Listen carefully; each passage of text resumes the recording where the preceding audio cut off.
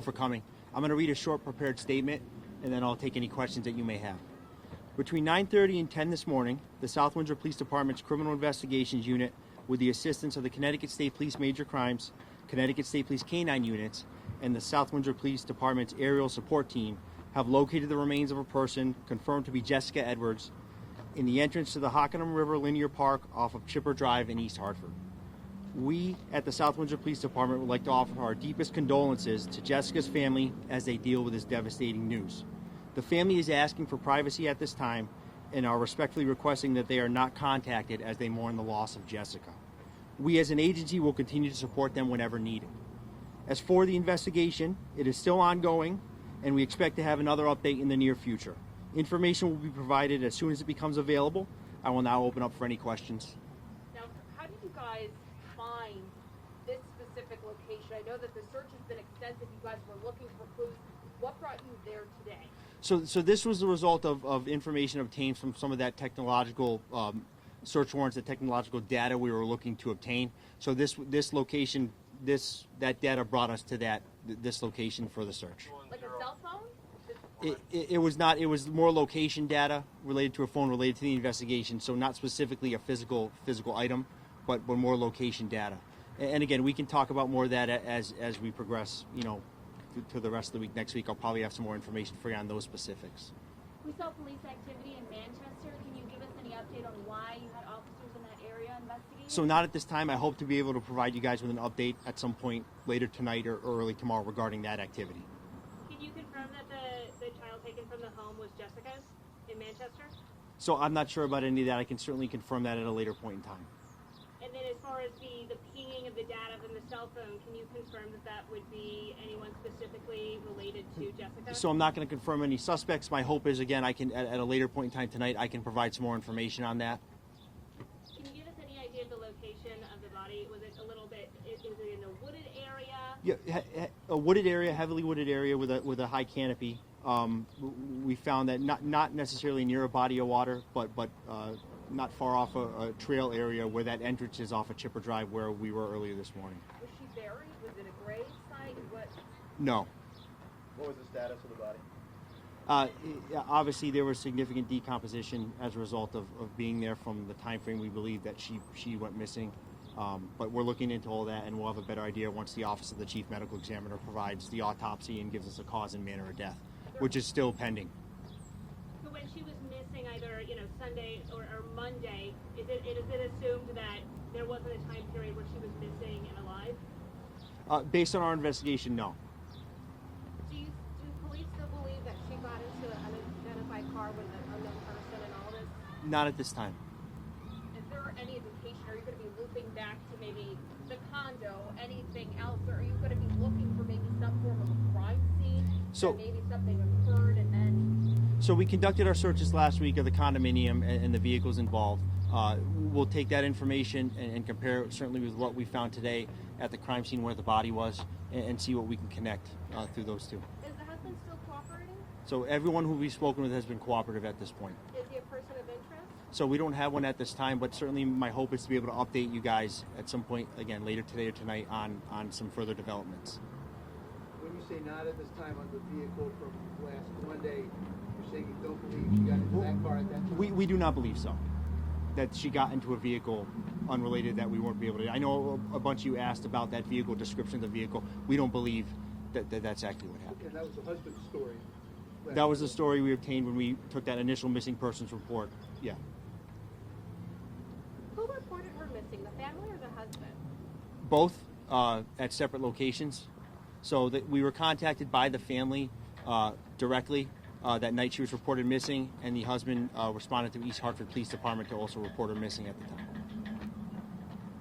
So there's been ongoing communication with the husband to help, Yes. I suppose, clarify what he had previously said? Yes.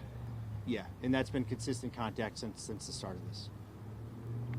Usually when a body's found, we hear that the body is believed to be so-and-so, but you said this afternoon that it's definitely... Yeah, we've confirmed, and obviously the OCME's office will conduct an autopsy and hopefully give us a cause and manner of death, which will help us as this case moves forward. But we were able to confirm it through a number of different channels that it is in fact Jessica.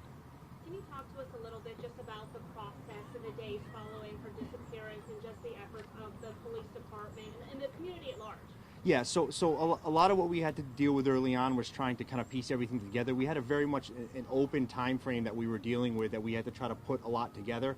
And I think day by day we were able to get a little closer to establishing a location. It wasn't certainly wasn't an overnight aha moment. A lot of it had to do with obtaining information at a little point in time, with follow-up, with search warrants. We certainly had some big incidents that were able to get us to that point. However, I think every single day we were able to get a little closer to getting to the location where we ended up searching this morning. Do you believe that you have enough information, enough leads to give Jessica's family justice? So myself and Deputy Chief Eklund spoke with the family this morning. We had a conversation for about an hour and a half, almost 2 hours with them. We hope that that's where this case will end up. I would say the conversation was positive. We feel for them, and there's no other way to put that. They are grieving right now, and they miss their daughter, their sister, greatly. So it is our obligation as an agency to make sure that we're doing everything we can to find as much closure as possible for them, and we believe we are headed in the right direction with that. If arrests are made, would they be brought here? Any arrests that would be made would be brought here. Yes, that is correct. Any indication that there's a risk to the greater public? No, not at this time. Would you say that this is a targeted attack? I would say that the information we have right now, and again, it really depends on the OCME's, the autopsy to give us some more information, but we believe we have a good grasp on what happened. Could you confirm you were talking to the husband over at the Manchester scene earlier today? So I can't confirm that in Manchester, but my hope is later today or at some point tomorrow I can have some more information for you that can clarify some of those things. And is this being classified as a homicide? So it's still considered suspicious in nature at this time, and that's really the assistance of the OCME is going to help us make that determination based off, again, the cause of death and the manner of death. Do you know when that report might be available, when they'll have a better sense of what happened? Yeah, so I mean, the hope is if we get closer to making an arrest, if we get there, that would be available in an arrest warrant affidavit that we would provide to you after that arrest is made. And again, you guys are all in contact with me on a regular basis. If that does become available, I will certainly get that to you in the form that we can. Can you talk about the collaboration of multiple agencies? You're talking state police, several local jurisdictions as well? Yeah, I think I spoke last week and said that there was all hands on deck. We had 5 full-time investigators who were working on this investigation in the building alone, and the number of resources that we had from outside the building, I could go on and on about who was able to help us. But there were some critical pieces of that were able to allow our investigators to focus on some important things, while some of these other agencies, the Connecticut State Police and federal, the FBI, were able to help us with some of their tools and resources that they have that we don't have at a small agency like South Windsor. So it was certainly beneficial to move the case along when it needed to be moved along, and just knowing that we had that support from those other agencies who are helping us find Jessica certainly made us a little bit more at ease when it came to moving step by step towards what the culmination of finding her today. How much of this investigation, because I know for days, the police department was asking for tips and surveillance footage. How big of a role did the technological aspect play in this investigation, especially leading up to today? Yeah, I'd say it's absolutely massive. I think it was really able to give us some clarity on where we were searching today. I know the family and friends and search groups have been out over the last week and a half, and they've been looking in different places. I think I've spoken with a lot of you about our ability to go out and search physical locations wasn't going to be accomplished until we feel like we had a location that we knew we could help find something. So that was what happened today, and that was the result of a lot of that technological data that we were trying to obtain and review and analyze to get what we needed to be able to say, okay, now we can go out and start looking in physical locations. So. Some of that location data, did that come from someone else's cell phone? Yeah, I can't answer it at this time, but at some point I hope to be able to clarify that for you. Do you have a better timeline on when she disappeared? We do. Yeah, we do as a result of the last couple of days of what we uncovered. So again, that kind of helped us build towards where we were looking today off of Chipper Drive. What's the timeline? So again, I talked a lot last week about when she was reported missing by the family on Mother's Day night versus the information from the husband. And it was really open for us for the first portion of this investigation. And the primary concern of our investigators was trying to narrow that down to where they could try to get a better idea of what happened. And I think as a result of some of the data we obtained over the last couple of days, we were certainly able to do that. And that exact timeline will certainly be available to you after we get a little closer to finishing up with the case.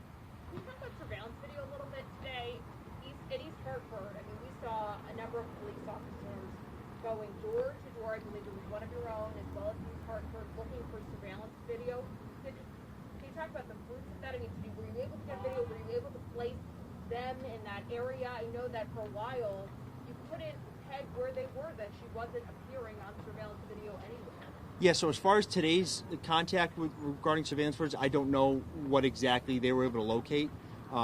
But in general, I mean, it certainly helped us to try to piece some of the things we've learned about where Jessica might have gone together.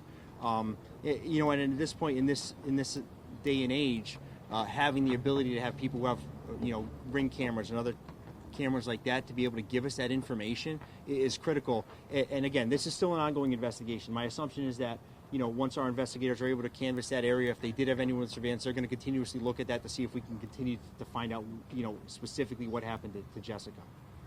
And who's taking care of the baby? So I don't have an answer for you on that right now. The baby was with the husband's parents, so that's there. But right now, I can hopefully clarify that for you a little later. Baby's safe, secure, with family. Any other questions? Again, if there's any updates, my Twitter, I will send it out in an email. I'll put it out on Twitter, on Facebook. If I have anything for you, I'll be available via phone tonight. I don't necessarily think we'll be back here for another in person unless something changes, but I will certainly keep you guys updated as soon as I get information that I can provide to you all. Okay? Thank you all very much.